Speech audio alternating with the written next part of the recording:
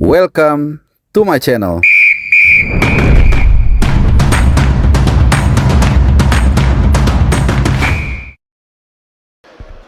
Ya, teman-teman semua, salam sehat. Walaupun kita semua pasti dalam keadaan yang agak sedikit kurang sehat, mungkin lebih tepatnya kecewa.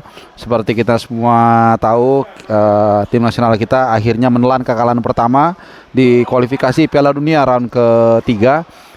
Dan ini merupakan sebuah kekecewaan di mana banyak fans dari Indonesia itu tadinya berekspektasi kita bisa mencuri poin atau bahkan memenangkan pertandingan kali ini di matchday keempat.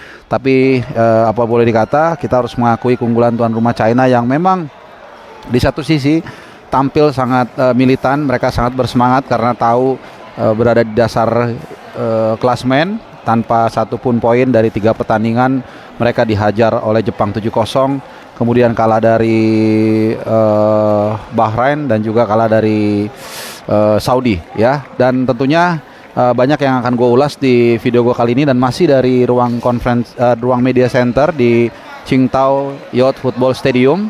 Hanya mungkin sekarang gue rekam ini sekitar 1,5 jam ya dari setelah pertandingan selesai. Sebuah hasil yang mengecewakan bukan hanya karena hasilnya teman-teman ya, tapi juga karena bagaimana kita atau STY banyak melakukan perjudian yang kita lihat sangat mencengangkan ya. Bahkan juga banyak orang yang bingung kemana Eleonora Reinders, apa yang terjadi dengan Sandy Walsh, kenapa Tom Hai dicadangkan ya, dan juga kenapa Rizky Ridho tidak dipasang sejak menit pertama. Padahal waktu konferensi pers itu gue sempat bertanya ke Martin Paes terkait dengan komposisi ataupun kekompakan di lini belakang yang saat menghadapi Bahrain itu tidak banyak pemain satu sama lain di lini belakang itu yang sudah bermain bareng.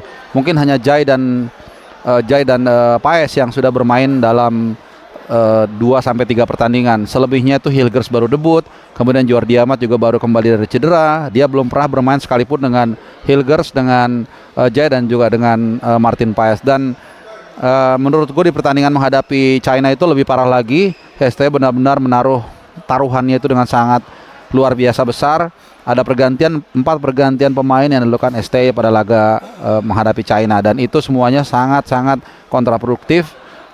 Sandy Walsh misalnya digantikan posisinya oleh Asnawi ya. Asnawi kelihatan banget dari menit pertama tidak bisa berkontribusi secara maksimal, berkali-kali mencoba melewati sisi kiri pertahanan China dan selalu gagal dan dicoba terus. Kemudian juga tidak ada kreativitas di lini tengah dengan tidak dimainkannya Tom Hai ya, karena Nathan dan Nivar Jenner ini memang dua-duanya adalah gelandang pekerja ya. Sementara di belakang Hilgers juga kelihatan sangat shaky, sepertinya tidak ngerti mesti ngapain.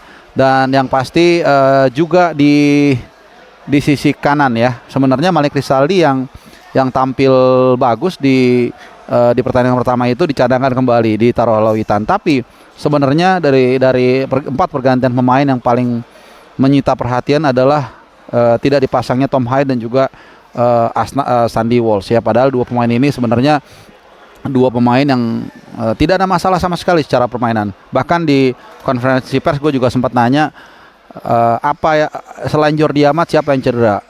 Waktu itu memang tidak dijawab, tidak diungkapkan atau tidak dibeberkan yang cedera selain dari Jordi Amat ya, karena Jordi Amat memang mengalami cedera cedera ankle ya. Jadi memang banyak pertanyaan-pertanyaan yang mungkin harusnya dijawab di konferensi pers, tapi sayang tadi gue terlambat di konferensi pers sehingga tidak bisa melancarkan pertanyaan. Mungkin nanti akan kita ketahui statement dari Sintayong terkait dengan kekalahan ini. Yang pasti teman-teman ya, kalau kita sedikit mau melihat dari aspek yang lain, sebenarnya saat ini kita sedikit gue mau update ya, Jepang dan Australia itu bermain 1-1. Jadi ini sedikit juga agak membantu kita, sehingga klasmen di grup C ini memang sangat ketat teman-teman ya. Untuk sementara kita memang masih ada di peringkat ke-5 ya, poinnya sama dengan Cina, tapi kita memang unggul selisih gol. Jadi kalau di kualifikasi ini tidak dihitung head to head, karena kalau dihitung head to head maka yang ada di atas adalah China. Kalau di level Asia misalnya kayak Piala Asia ataupun ya kayak kemarin Piala Asia lah, kenapa kita bisa lolos ke knockout stage ya, karena yang dihitung adalah head to head gitu. Jadi kalau di kualifikasi Piala Dunia di bawah FIFA itu intinya yang dihitung adalah selisih gol ya. Oke. Terkait dengan posisi di klasemen ini memang sangat luar biasa ketat ya. Tim yang tadinya paling bawah mungkin bisa nanti naik ke peringkat 2, atau bahkan tim yang tadinya di peringkat 2 bisa saja nanti turun ke peringkat paling bawah kalau hasilnya memang tidak sesuai dengan ekspektasi. Contohnya misalnya kita lihat ya di grup C ini, kalau misalnya seandainya ini di luar pertandingan antara Saudi dan Bahrain ya, kita belum tahu hasilnya seperti apa. Tapi katakanlah Saudi dan Bahrain seri, maka Australia, Saudi, Bahrain itu poinnya 5. Nah, kalau nanti Indonesia misalnya menang, maka yang lain kemudian juga gagal lah, katakanlah sebagian itu gagal meraih kemenangan atau mungkin seri. Bukan tidak mungkin kita naik ke posisi 2. Intinya fluktuasi atau pergerakan di grup C ini masih sangat cair, kecuali Jepang yang sudah berlari kencang sendirian di posisi pertama dengan poin 10.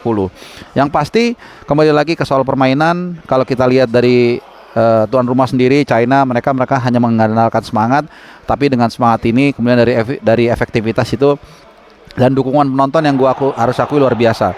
Ya, ini mungkin menjadi motivasi juga buat kita, mirroring bahwa ketika timnya kalah tiga kali pun ya, fans yang datang itu tetap menyemut luar biasa. Ya, di depan pun sebelum pertandingan gue udah ngelihat tanda-tanda itu, fans yang berbaju merah begitu ramai menyemuti halaman depan dari Qingdao Yacht Football Stadium.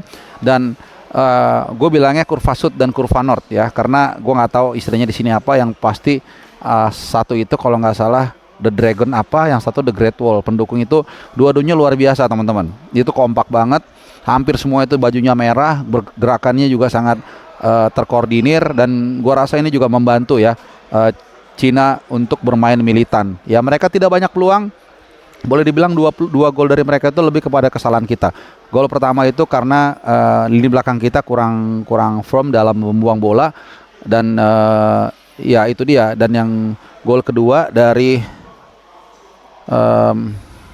siapa ini nih, Yuning ya, di menit ke 44 itu lebih kepada kelengahan kita karena terlalu nafsu untuk menaikkan garis pertahanan ya. Dan gue lihat juga di sini ada unsur-unsur overconfidence ya, terlalu meremehkan China, yang memang kalau kita lihat secara ball position ini memang luar biasa dominan Indonesia ya, 76% dibandingkan 24%. Artinya gue mau bilang bahwa tim ini sebenarnya punya kapasitas ya untuk memenangkan pertandingan. Kita bisa menguasai pertandingan dengan 76%, teman-teman, luar biasa ya. Ya, artinya kita main away melawan China yang ini luar biasa, seperti biasanya kita sulit kalahkan, tapi kemudian ya kita kalah secara taktik, kita kalah secara strategi, bahkan kita kalah juga secara formasi menurut gua. Secara materi kita sama sekali nggak kalah. Buktinya tadi bisa menguasai menguasai ball possession. Jadi sekali lagi gue bisa berkatakan bahwa STY telah kalah berjudi di China. Ini mungkin yang akan menjadi judul gua, dan kita harus terima kali ini Garuda memang gagal untuk menembus kuatnya tembok China yang memang luar biasa. Mereka sangat-sangat termotivasi untuk memberikan angka bahkan kemenangan pertama bagi fansnya, dan sekaligus buat mereka ini menyelamatkan kursi kepelatihan yang sudah diambang pemecatan, yaitu Branko Ivankovic. Tapi jangan menyerah teman-teman, dan juga kita tetap dukung sama-sama Garuda. 1 bulan dari sekarang, sabar ya, kita akan tentunya menjalani 2 laga home. Memang tidak mudah, kita nanti akan menghadapi Australia dan juga akan menghadapi Jepang dan Saudi ya kalau nggak salah. Nah di Gelora Bung Karno itu tanggalnya Jepang dulu. Kita kan ada Jepang tanggal 15 November di Gelora Bung Karno, dan selang 4 hari tanggal 19 November kita akan menghadapi Saudi di tempat yang sama. Dua-duanya jam 19.00. Memang lawan Jepang kita tahu nggak mudah, tapi kita dukung sama-sama. Demikian juga lawan Saudi. Mandatory harus menang. Biasanya kalau kita menghadapi tim yang kuat, yang serius, mudah-mudahan kita juga lebih serius, dan STY mudah-mudahan juga tidak terlalu banyak berjudi. Dan dengan hasil ini kita juga bisa melihat teman-teman, mana yang setia mendukung Garuda, mana yang memang selama ini menunggu-nunggu kapan sayap Garuda patah ya. Oke, itu dulu review gua pada setelah pertandingan Indonesia menghadapi China. Indonesia kalah 2-1 dari China, tapi tetap semangat. Kita ketemu lagi di video gue yang lainnya. Bye bye.